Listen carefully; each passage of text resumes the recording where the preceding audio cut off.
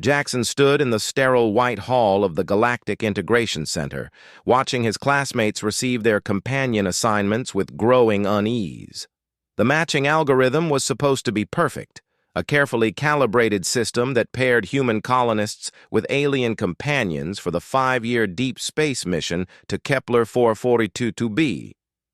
Around him, excited voices filled the air as pairs met for the first time. "I got paired with a Valorian!" his friend Marcus shouted, grinning at the tall, crystalline being beside him. "They're supposed to be incredible engineers!" Sarah waved from across the room, standing next to a methodical Centauri whose 3 eyes blinked in synchronized patience. Everyone seemed thrilled. Everyone except Jackson, who clutched his datapad and stared at the name glowing on the screen. Princess Elsa Navora of the Wildlands, House Drayton. A princess. A wild alien princess. According to the footnotes that mentioned her species, the Kinthara were known for their unpredictable nature and challenging social integration. Jackson Clark? A voice like wind through canyon rocks called his name.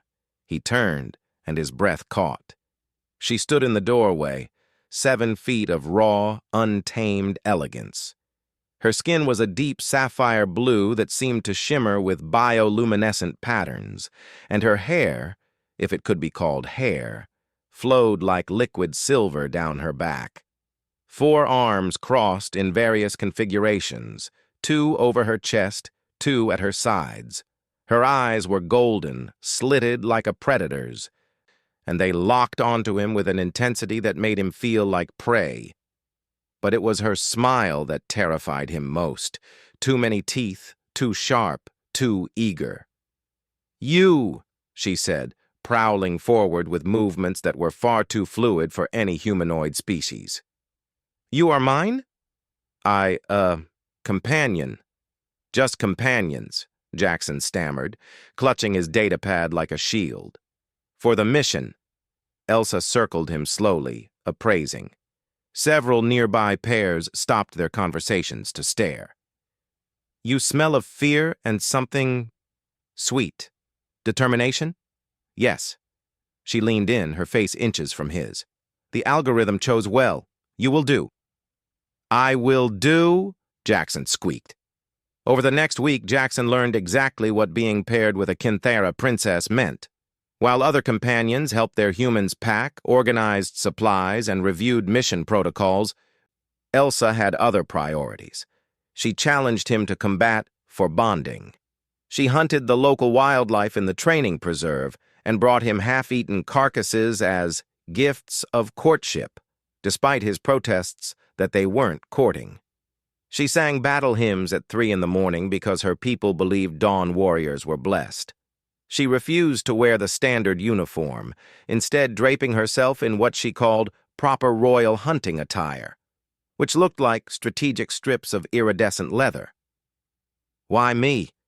Jackson muttered one evening, watching Elsa scale the outside of their assigned dormitory building because she didn't trust elevators. But something shifted during their first simulation run. The test scenario was brutal: a catastrophic hull breach, failing life support, and a reactor meltdown, all within 20 minutes. Jackson watched other pairs struggle. Marcus and his Valorian partner argued over technical approaches. Sarah's Centauri companion locked up, overwhelmed by the multiple variables. "Elsa," Jackson called, his voice steady despite the blaring alarms. "I need you to manually seal sections 4 through 7. Ignore the radiation warnings." Her golden eyes flashed with approval. "Now you speak like a warrior." She moved like lightning, her 4 arms working independently, her body contorting through spaces too small for any human. "Elsa, the coolant system, already rerouting it through secondary channels," she called back, her voice carrying easily over the chaos. "Your species builds redundancy like we build fortresses, excessive and beautiful."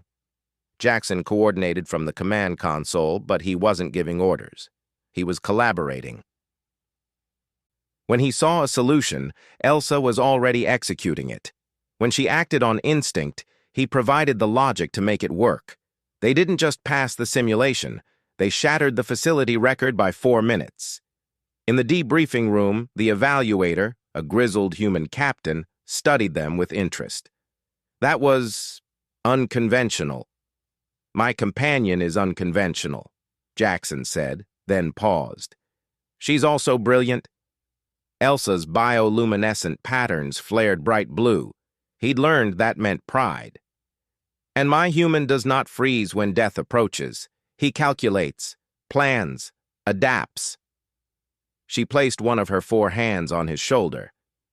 This is why the algorithm chose correctly. The Kinthera matching protocols are complex, the evaluator explained, pulling up their compatibility matrix.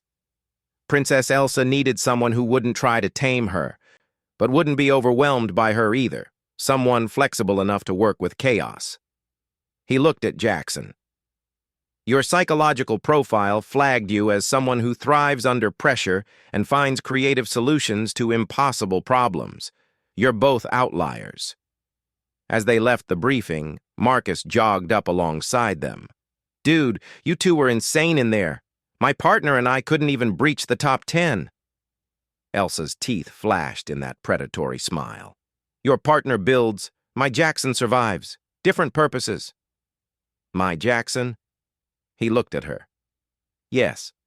She said it with absolute certainty, all 4 arms spreading in a gesture he now recognized as protective territoriality. The algorithm may have paired us for the mission, but I have chosen you for the hunt.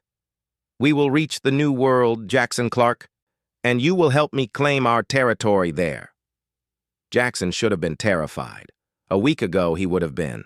But now, watching this wild alien princess who brought him dead animals and sang war songs and moved through space like death itself, he felt something else entirely. He felt ready. Elsa, he said carefully, we're colonists, not conquerors.